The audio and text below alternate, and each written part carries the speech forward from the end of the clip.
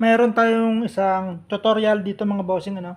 So, ito, kung paano nga ba mag-bypass o maglagay ng thermal fuse. Ganito siya mga bossing. Ayan. Thermal fuse ng electric fan yan. So, may ginawa ako dito mga boss. Ito na siya. Nilagay ko ng wire para mas madali nyo makita mga bossing ano.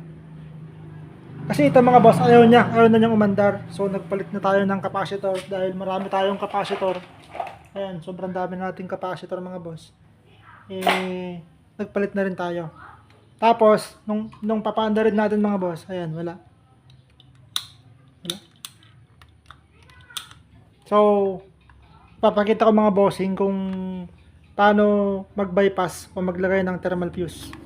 So, remove natin to.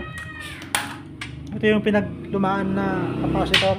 Ngayon, mga bossing, kung may makikita kayong ganito sa inyong electric fan, ito na yung isang paa ng thermal fuse.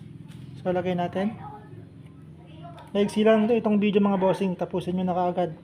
Tapusin nyo na para malaman ninyo kung paano nga ba mag-bypass o maglagay ng thermal fuse mga boss. Tapos dito naman sa dalawang ito mga bossing, mamimili lang kayo kung saan. Hindi yan masisira mga boss.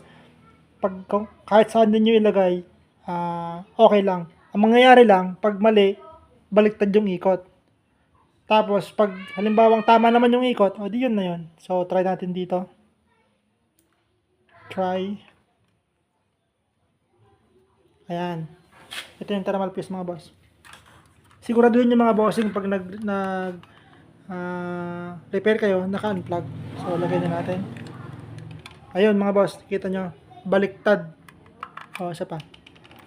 Diba? Baliktad. So, kailangan nating ilipat ito. Ililipat natin ito dito, sa kabila. Yan. So, try natin. Okay, mga boss. Goods. Diba? Wala kayong masyadong malaking ginastos. Kayang-kaya nyo yan mga boss sa bahay nyo lang. DIY lang mga bossing.